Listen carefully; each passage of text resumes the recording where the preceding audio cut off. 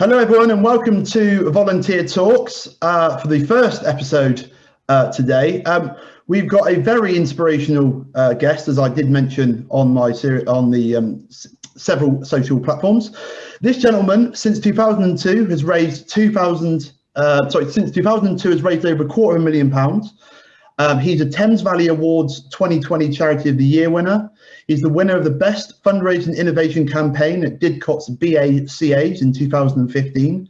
He's funded several physiotherapy exercise chairs for the Headway Oxfordshire charity. He's provided games consoles for the children's hospitals. And last but no means least, he is a finalist in the ITV Fundraiser Pride of Britain Awards.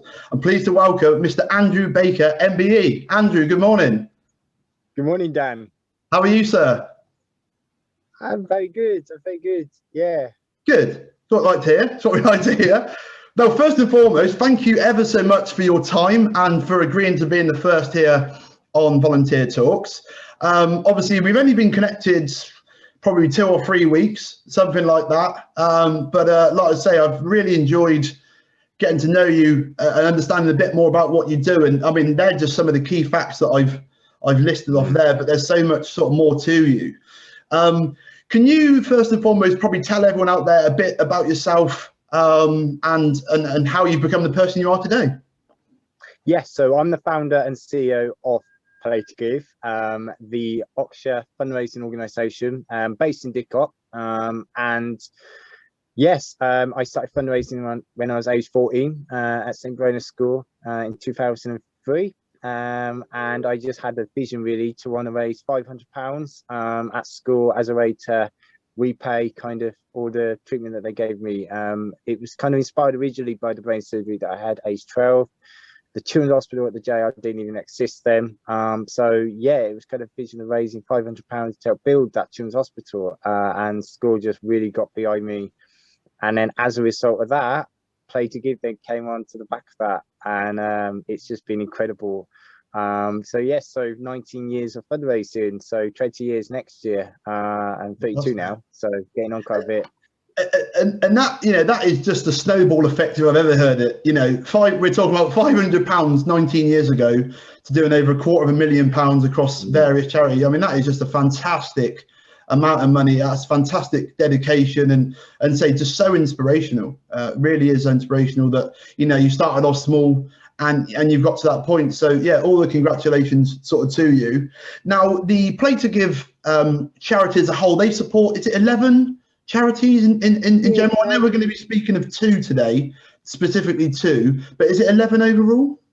It's about 14 in total. So we've got obviously two key charities, which obviously we're going to talk about. But yeah, about 14 in total. So whether it's in raising funds for them, or whether it's just supporting them in terms of providing kind of gifts at Christmas to just bring some cheer, joy and smiles, which is what Slay to Give comes in. And Slay to Give was just meant to be like Play to Give, a one-off thing in 2015, and that's grown as well, so that's got bigger. So off my grand total, about 150,000 of that's been kind of through Slay to Give, and all the value of all the giveaways at Christmas. So I become Elf Baker kind of between November and December. Nice. And my front room becomes like kind of grotto really.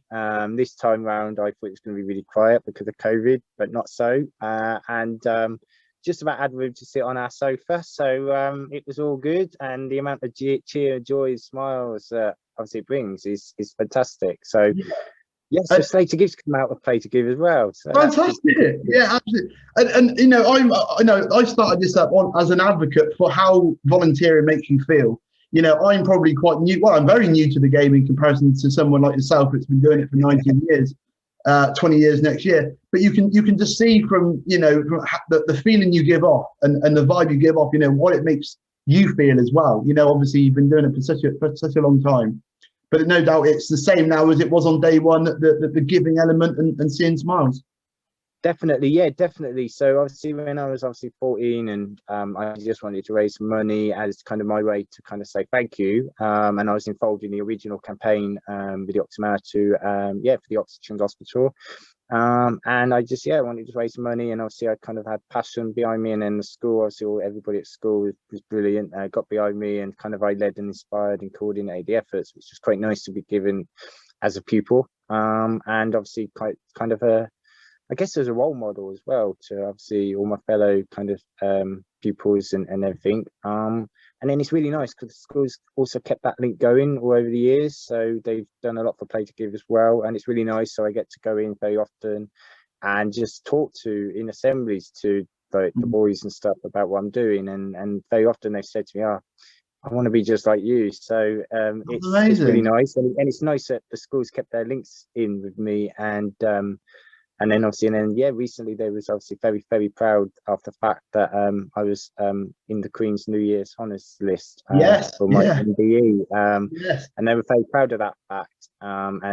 So they've been obviously using that to keep on kind of inspiring the other boys. So just that vision, and I've never really gone away from that passion. Obviously, Play to Give, and I obviously haven't, because how Play to Give's grown over the years, just from what was meant to be just a football tournament one year to raise like a few £1,000 worth, and look what it's turned into. And we do all sorts of things now, and I've got a great team behind me. Obviously we're all volunteers, so unlike a lot of charities, we don't have no paid staff, so we're all volunteers, including myself. But it's just great, and they all get behind me, and they all do it because they get inspired by me. Is what they always say, is that it's kind of me that kind of inspires them, and I'm always giving tribute to them. But then they always say, "Well, Andy, you need to give yourself credit." And this is why I have to get these. And all everything you've done wouldn't have happened. So we're just there to kind of help and support you. You're the man. You're Mr. Play to Give, and we're just there to help you, really. I know in the New Year's I kept kind of paying tribute to them, but they said it was me that deserved all the kind of the credit. Really, they're just kind of my team that just want to help, really, and get behind because of everything. And that's why I had to, I say, obviously only knowing you a couple of weeks, I had to write down the key facts, because I always got that little feeling that perhaps you weren't gonna sort of be able to reel off all them things because of the person that you are. So I'm glad that I did it at the start, just so that people are aware of your achievements and what you've done over the years. It's sensational. It's an incredible human being for doing it up to that point. So thank you on behalf of everyone, and keep going. Now we'll move on. You obviously mentioned you've got 2 key charities at the moment. What I'd like to try and do is provide some intel as to what makes these charities tick, essentially, and the people involved. So if we can start with Headway charity, for example, can you just give us a breakdown of Headway and what they stand for, who they assist, and so on and so forth? Yes, so I got involved with Headway Oxfordshire in kind of 2011, originally as a volunteer. Headway Oxfordshire is the kind of the local branch for Oxfordshire. Headway is a national charity, and they have various kind of branches across the country. And here in Oxfordshire, they're based in Kennington in Oxford. I've been a service user now for must be 9 years. I was 23 when I was first kind of referred to Headway services, and I didn't even know that Headway existed until that point. And so I've been a service user, my kind of thing, obviously, for my own recovery and my own rehabilitation, and I've come a long way since. And my confidence is growing. For example, I was quite quiet, shy when I first went, and my confidence is growing so much. My kind of lot of obviously my skills, like art, for example, I did art GCSE, and then kind of as my symptoms returned, it kind of went down a bit. So we do art quite a lot, and that's brought that back up. And they're just fantastic bunch, Headway Oxfordshire. Obviously, like whether it's from the staff to the volunteers who help out at the centre or in other ways, and they're just fantastic. They really are understanding. Obviously they're all skilled in brain injuries, and they're just brilliant. They don't probably get recognised much as they should do. Not everybody quite knows Headway and kind of what Headway does. Essentially, Headway Oxfordshire provides support, advice, obviously rehabilitation, and just also support for the carers and families of those who are affected by brain injuries, an adult service. So it's like the adult version of the Child Brain Injury kind of trust, really. Right. And yeah, they've been going now for must be 30 plus years. I know that it's been going for 30 plus years. I think they're about as old as me. The Oxford branch, the Oxford branch is. And yeah, and they've kind of premises where they are now, and yeah, Play Together have helped kind of raise lots and lots of money over the years, whether it's providing, as you said, the 6 specialist neurophysio chairs. So I think the total cost of those chairs was 30,000, and we helped to fund £7,000 for them in our 10th year, and so that was a great honour. And as I obviously have physiotherapy myself anyway, I get to use some of those chairs, which is brilliant. We helped to redevelop the centre into just more of a modern, chic, purpose building, really, for like kind of helping to keep the services running against county council cuts. One year I helped with a petition online to advocate about Headway and to try and save them for closure. And the sensory rehabilitation garden, which will be accessible garden for people with brain injuries. And so we have, obviously, everybody at Headway are unique, because we're all kind of unique with our own brain injuries. When we have had a stroke, we might have been born with a brain injury, for example, like myself, suffered some sort of accident. And so we're all unique, which is great. Obviously every service user is great, because we all understand each other without kind of any prejudice and stuff. And it's great. So it's going to be an accessible garden, so it's going to have like a figure of 8 carved into the ground, basically, and that will be great for people who are in wheelchairs who come, because it's kind of a garden, but not really kind of like ideal for people kind of with disabilities. And so it's going to be really, really great. We provided with Slay to Give as well. We provided, as well as lots of brilliant garden games as well. We provided like a few things for the garden, so like a herb planter, for example, which helps to the social and the skill side of things. So people who might like gardening, who've been affected by the brain injury, can do kind of gardening at the centre, which is great, because then that's getting them involved as well. So and they're just a really great bunch down at Headway, Oxfordshire. Fantastic. And I suppose that comes on to the the volunteering element of it. And I suppose this is why I wanted to set up the channel, is for people to get involved in bits like this. Like I say, it might be time related. It could be, I know we spoke previously in the week, but where are people spending their charity on a monthly basis? I myself, I've been doing it on a national scale, but we're all talking about shopping local. Well, why can't everything else be local as well? And that obviously also refers very much so to charity work. So when it comes to people getting involved on a volunteering basis at Headway, is it the traditional gardener at the weekend that comes in and assists, or how can people get involved, Andrew?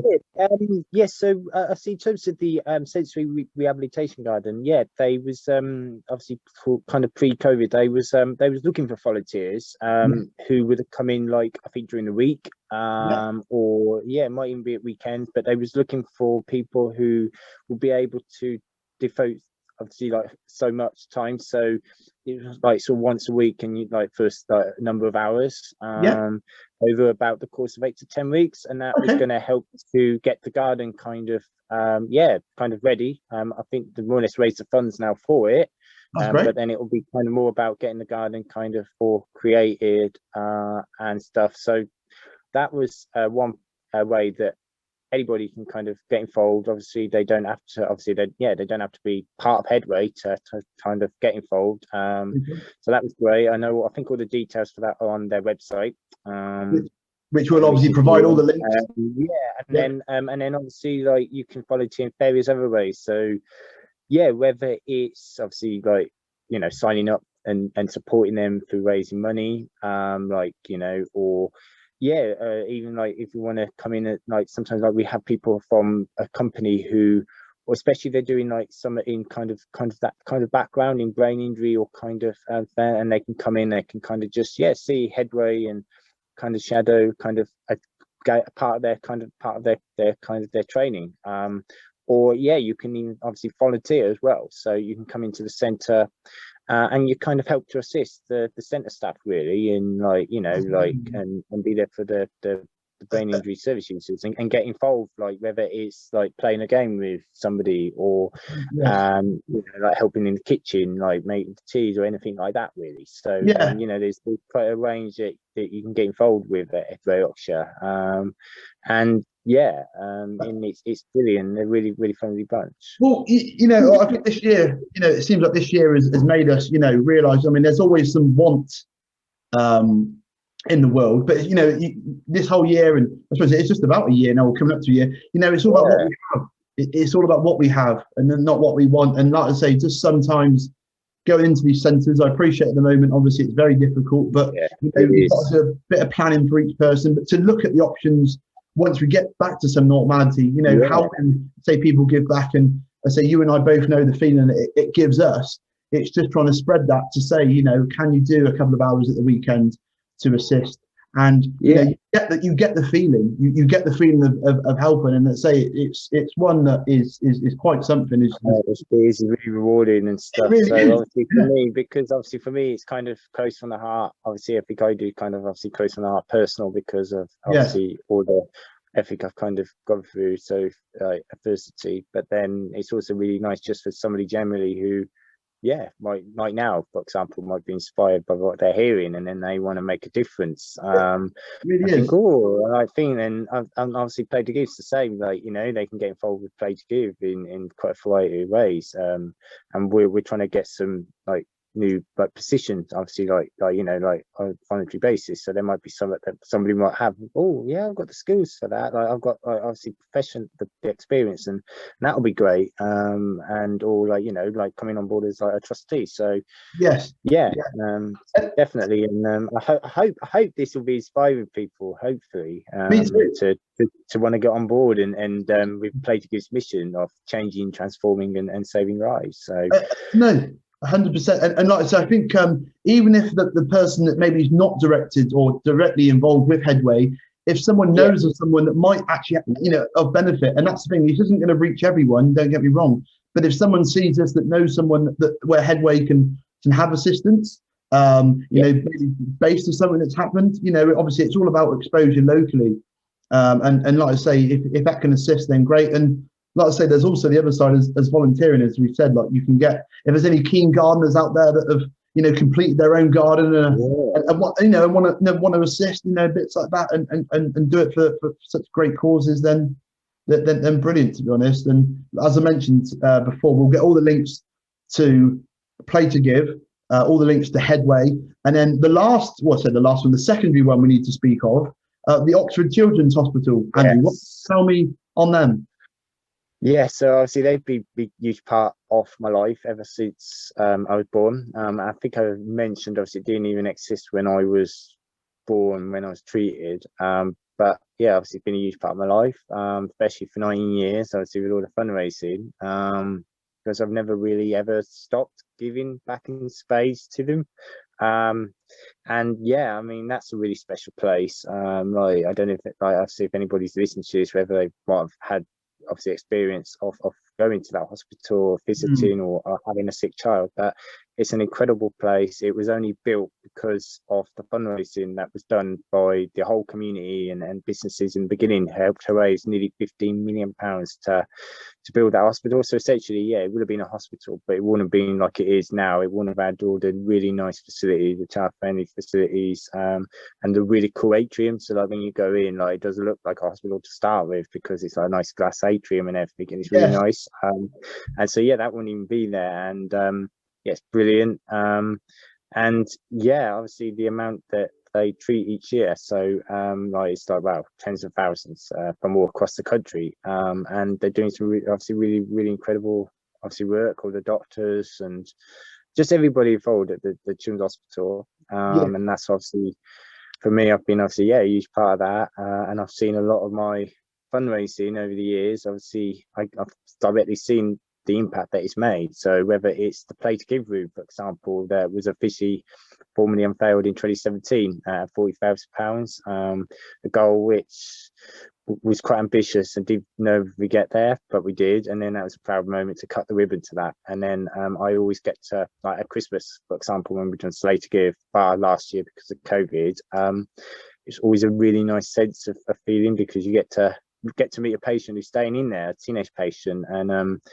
yeah, and then when you tell them about how, like, we funded this room, and obviously it's got a flat screen TV, it's got the built-in DVD player and everything about it, and apparently every time they go in that room, they just are full of smiles. So that's great. Or obviously the cutting edge bedside monitors, which travels with the child. So yeah, like so it's brilliant. Or obviously, yeah, all the various different things, obviously the play areas and all the different kind of, yeah, the play fund that we've obviously funded, and that's great because it's giving boredom busting to children and teenagers. And obviously Slay to Give, which is probably my favorite campaign of the year, just because we're going on meeting all the children in hospital at Christmas, and obviously the mums and dads, and even just the joy of a toy or a soft toy just really makes the day. Like very often we've got on one of the walls, which is kind of has a lot of babies on it. I remember one Christmas we went up and we gave the baby a toy, and apparently the baby hadn't stopped crying all morning, and then as soon as Elf Andy and team went and gave that teddy, it stopped crying, it has smiles. So that was brilliant. Or there was on the teenage ward, which we're usually obviously affiliated with because of our room, we met a teenage boy called Seb, who really loved his mum was trying to get him onto Lego, and he had learning disabilities like I had when I was at school, and he had a brain injury, so it was really close to home.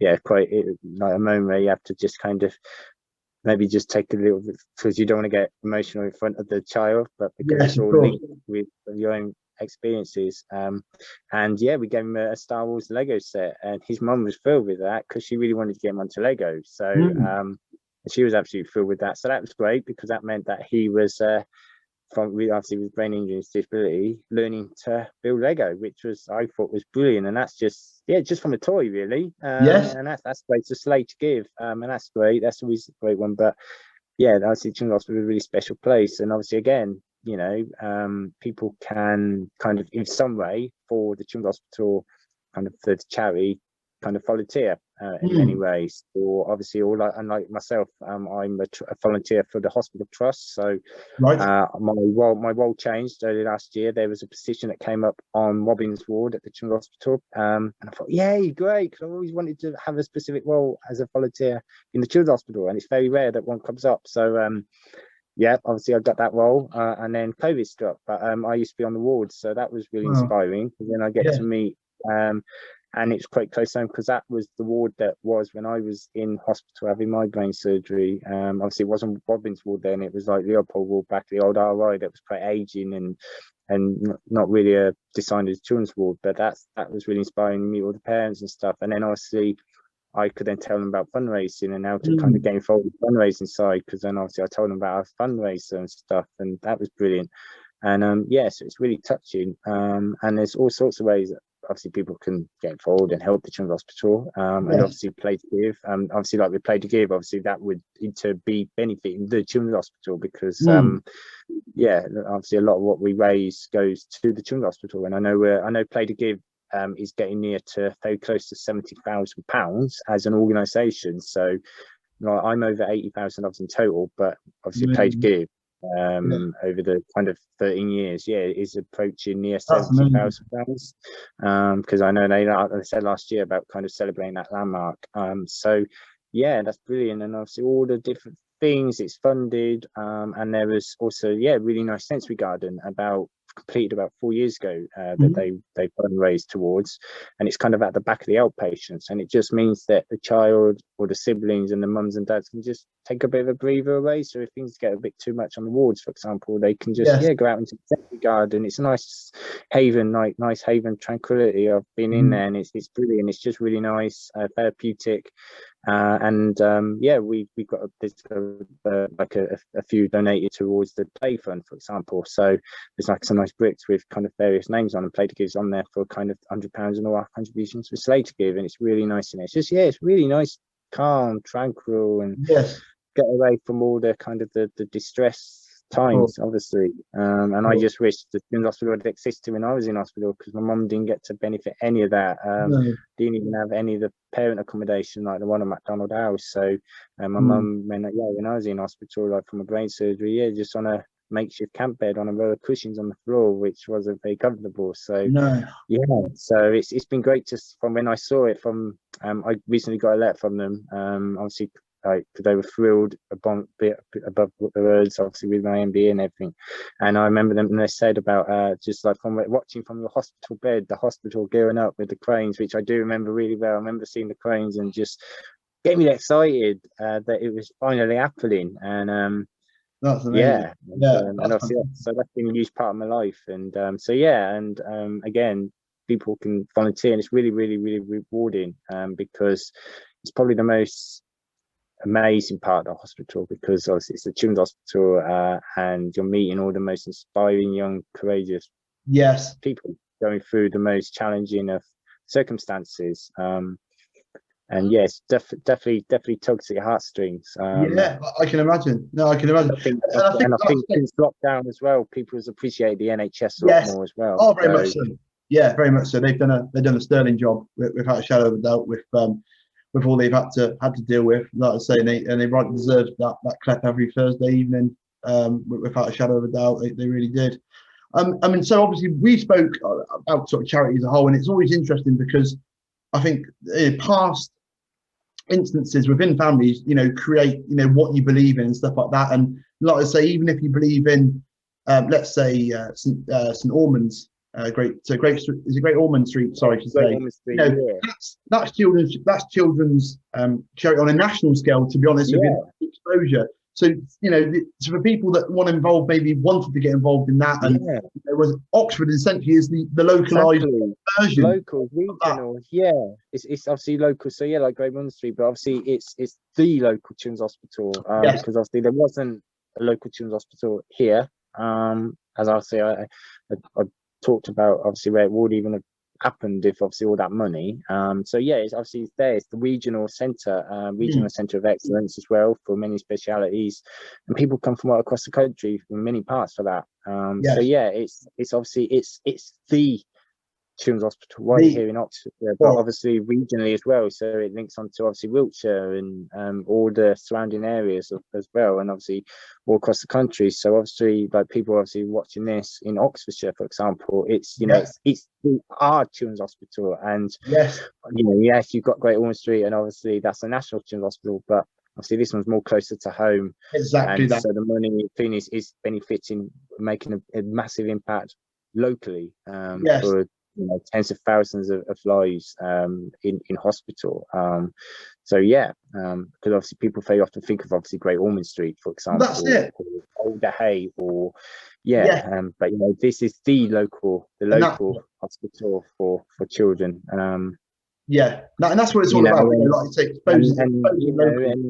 yeah, definitely. And very often people like they say often, I've had it with people say, oh, but it's a hospital, like why do they need the funds, like NHS? But the fundraising that obviously, like, I think I've played a good done. Obviously, once the hospital was built, it provides all the added extras and the added comforts, and obviously the NHS can provide the equipment, but the fundraising will help to provide even more advanced medical equipment, cutting edge medical equipment, that only those funds can raise. So or and obviously again, like funds, like research. So it's the funds are going locally because it's providing research into childhood diseases. So whether it's something on the cancer kind of side of thing, all that research has been ploughed in, and then obviously that research is then invested into the machinery. So it might be a doctor who might have a vision of some really special kind of cutting edge equipment as part of their role, and then the hospital's charity role is to obviously fund obviously all the funds, be able to make that happen. So although obviously it's essentially a hospital and it's there, and the NHS and obviously the funding, but none of half of what's in there wouldn't have been isn't possible without the added extras, the funds that make that hospital. And obviously again just keeps up the facilities to be outstanding and bright and child friendly, and or artwork that just helps to make the child kind of feel less anxious about spending time. So there's areas that's been done specifically with really nice artwork, and again that helps to just make the child, you know, like when they're anesthetic, for example. And like a few years ago, there was this big art project. It was like essentially a blank white wall over on the other side of the children's hospital, inside in the atrium. And so they did it especially for the children who's on the cancer ward for like months and weeks on end. They haven't got to look at a blank white wall, they're looking at a really cool blue wall with kids. So it's like kids, and then it's really cool. So it's really nice and bright, so it means they're not just looking at a blank wall. And obviously the mums and stuff as well is staying in, and that was really good.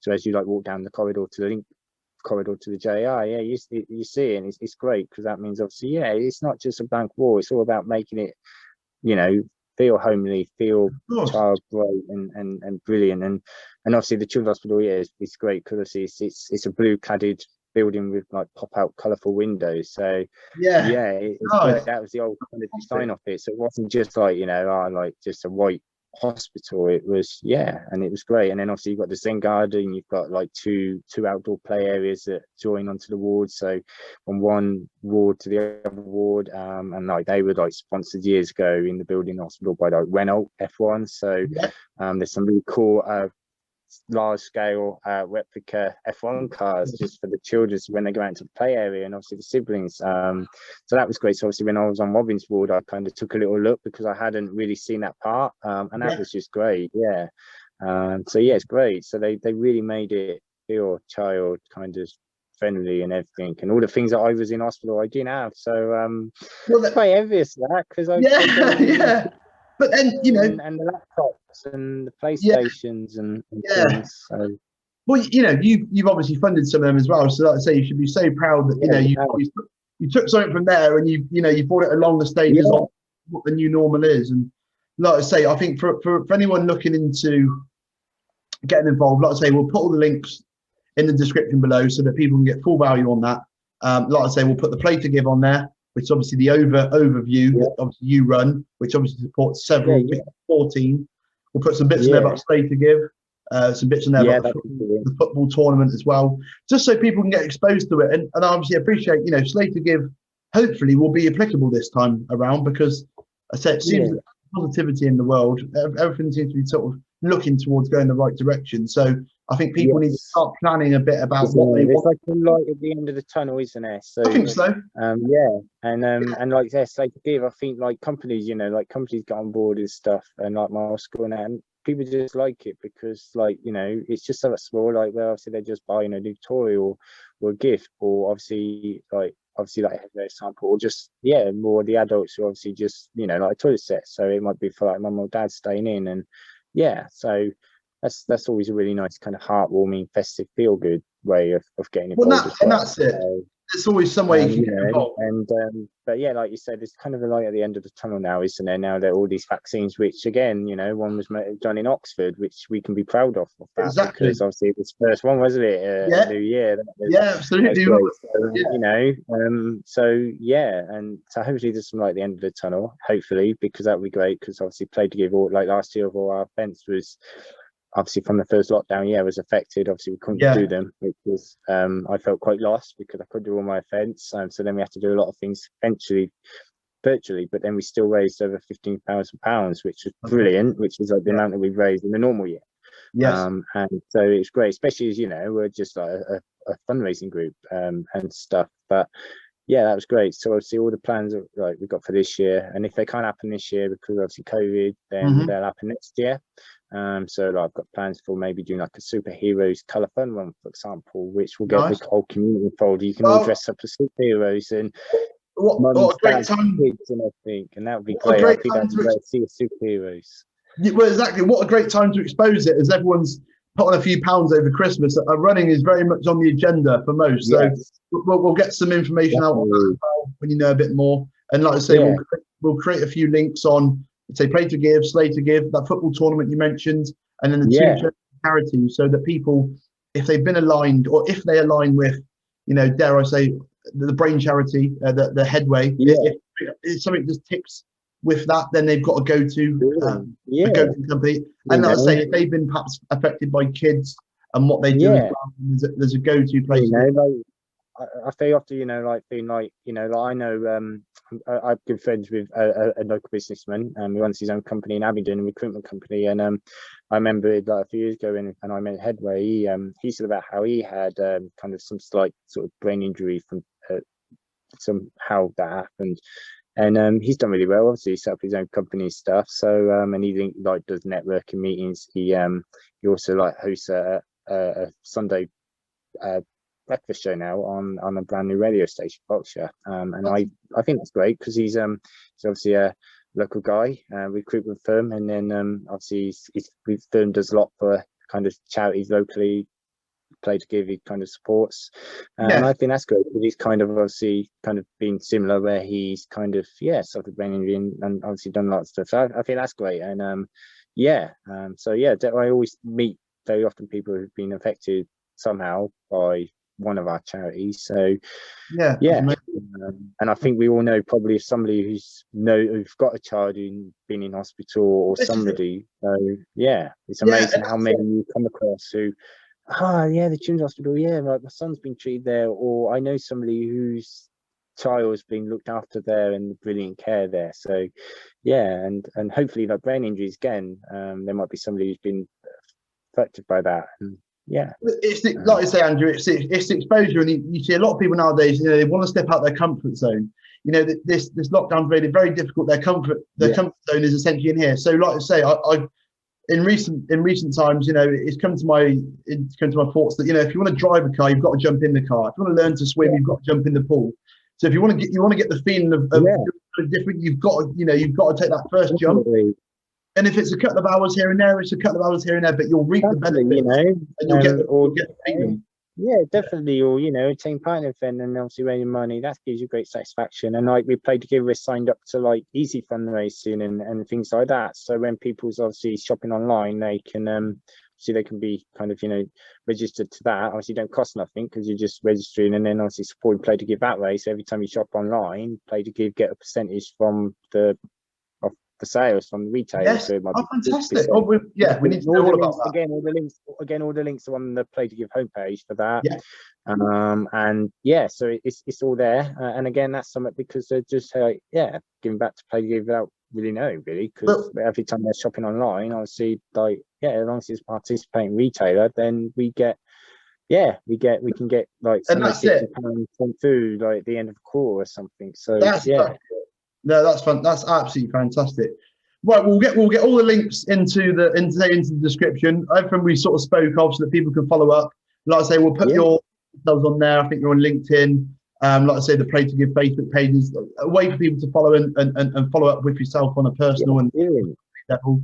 And like I say, hopefully we'll reach far and wide. And you know, people that need it the most, perhaps maybe from the side of, you know, they've got someone with a brain injury, or they know a child utilize that, but also the other side from the volunteering aspect of how can they get involved to feel good and get that feeling inside them that actually, you know, they've done a great thing. So we'll get all that all does, it really is. No, it really is. Andrew, thank you ever so much indeed for your time. Really appreciate it. And I say you're an incredible person. Keep up the amazing work you're doing. Thank you. And we'll speak to you soon. Thanks, Dan. You're very welcome. Speak soon. Take care.